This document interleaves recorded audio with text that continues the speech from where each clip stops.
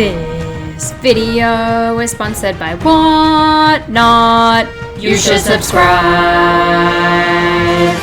LEGO minifigures in need of some extra detail. They're all steps away from being perfect, however LEGO missed out. From missing fabrics to jewel molded legs, here's how to upgrade your LEGO Star Wars minifigures. Starting off, let's talk about the Rebel Fleet Trooper, an absolute classic minifigure when it comes to LEGO Star Wars. However, despite this particular version only first appearing in 2023, there is still one thing that LEGO has refused to give him. Despite the piece existing, LEGO have yet to give the Rebel Fleet Troopers jewel molded legs. These legs featured in the Raccoon CMF minifigure a couple of years ago, and it's been the only appearance so far. Currently, it is quite expensive to try and get a hold of these in mass. Because when you swap the legs out, this minifigure to me becomes absolutely perfect, and I would love in an ideal world to have all of my Rebel Troopers with these jewel molded legs, but just imagine if they put this inside of the Tantive hallway, it would have been fantastic. Similarly too, LEGO did not give dual molded legs to Captain Antilles, despite these ones being a little bit more common and easier to get a hold of. For him, I'm using the brown and tan dual molded legs, which are pretty common, and in fact you can get them off bricks and pieces. This piece is no stranger to me and Star Wars minifigure upgrades, as it also works really well for the Padme minifigure from the Coruscant Guard gunship. And with their legs swapped out, we now have the Prime version of the minifigures, and seeing them, it kind of makes me a little frustrated that LEGO didn't do these themselves. Boba Fett is no stranger to detail, being the first ever minifigure to feature arm printing with the iconic Cloud City Boba Fett from 2003, and then later having what was the peak version of Boba Fett in the updated Cloud City set. However, these days, despite the arm printing making a return in a regular cheap playset, they completely cut the pauldron from Boba Fett's look. LEGO have used fabric pauldrons for Boba Fett for several years, and in fact, after Cloud City, they had a beautiful printed one,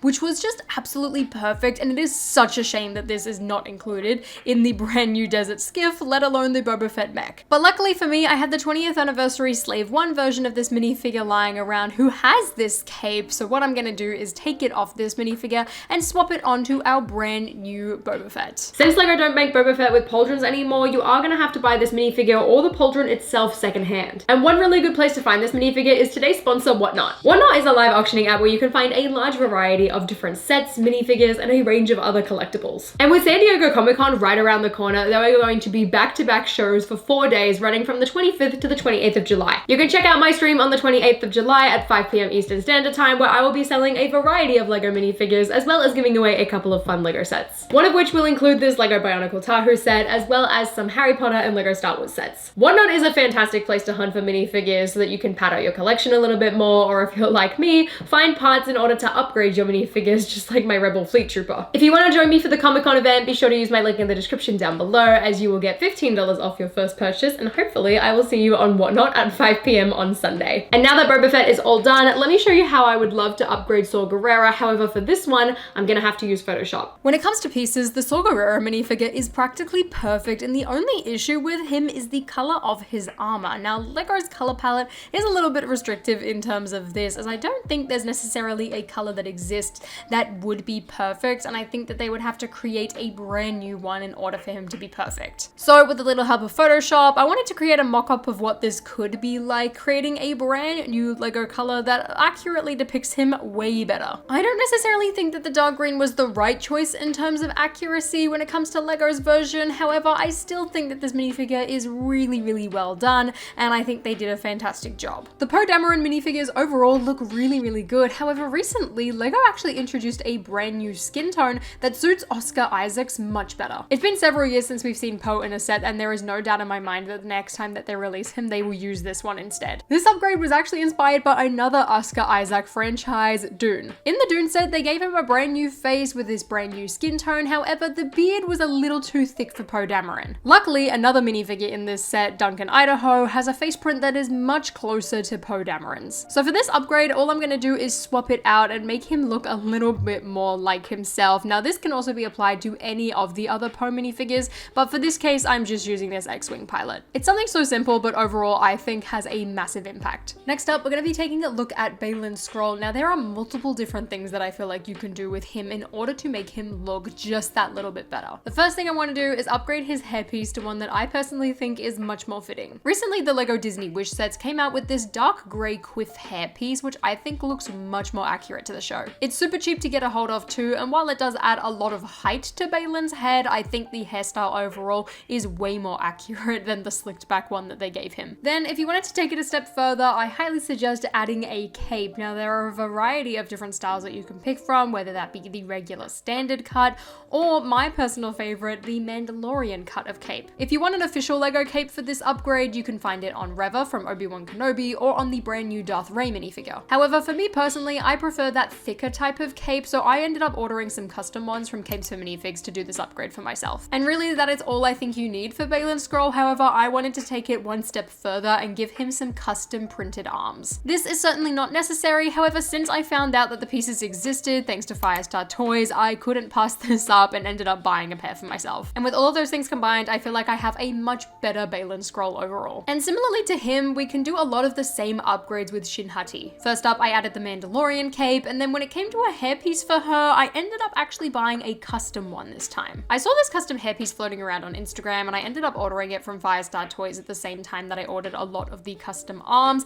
and I think it looks so much better. Now, since this is 3D printed, it is a little bit more bulky and doesn't quite have that same Lego feel, but just in terms of style, I think this one suits her way better. Her hairstyle is not a particularly easy one to capture in Lego form, but I think this custom hairpiece did an absolutely fantastic job, and this is one that I will be leaving on the minifigure from now on. And then lastly, just like Baylan Skoll, I added some custom arms, and that is the two of them completely upgraded. Then while I was placing the order, I figured I might as well continue to upgrade the rest of my Ahsoka show minifigures, because especially with Sabine's case, I feel like the printed arms really add a lot. Then I also bought some for Morgan Elsbeth and Hera while I was there, since they were super cheap, and I feel like it does just add that little bit extra. But lastly, I wanted to get some for Hu Yang because I feel like this accurately depicts his arms way better, and specifically I feel like he was the one minifigure out of the Ahsoka lineup that really could have done with some arm printing in order to make him look just that much better. Being a droid, he's not exactly the most easy character to depict in Lego form, and I feel like the arm printing just takes it that step further in making him actually look like himself. But outside of Hu Yang, I don't think these characters necessarily needed to be upgraded. I just did it since I was placing an order anyway. Next up, we're gonna upgrade our X-Wing pilot Luke Skywalker. Now this minifigure technically already has a perfect version in the form of the UCS one.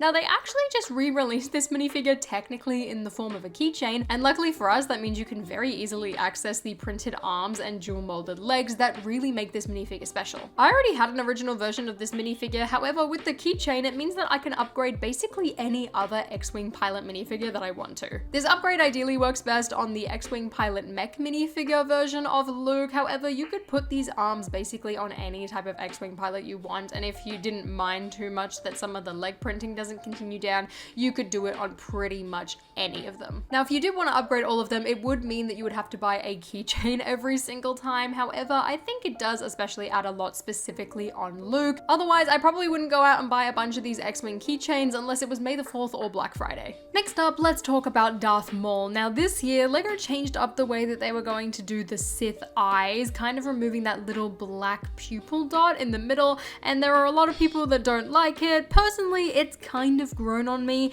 but luckily there is a really easy solution if you're not a fan of this new head. All you're gonna need is an older version of Darth Maul, preferably the Clone Wars version, since that was a paper pack in the Star Wars magazines, as well as featured in a really cheap set, and then you're just gonna take off his head and his little headpiece and swap it onto the brand new Darth Maul minifigure from the Sith Infiltrator. The torso and leg printing on the Sith Infiltrator is really what makes that minifigure so special, so if you're not a fan of the head, it is so easy to swap it out and make it something that you're probably going to enjoy a lot more. And the last upgrade for today is going to be one of the most controversial minifigures of recent times, and that is the LEGO Fives. Now, Fives was disappointing for a variety of reasons. Firstly, the printing on the helmet was really not that good, leaving a ton of massive gaps everywhere. He also doesn't come with a fabric waist cape, and all you have is some weird printing on the front. And then last but certainly not least is the fact that his pauldron kind of sits flat like a pancake. Now with the pauldron pauldron, there is one way that you can kind of get it to bend a little bit easier, and that is by applying a little bit of heat to it. Personally, I used mine with a curling wand. However, because of the way that the head sits on the body,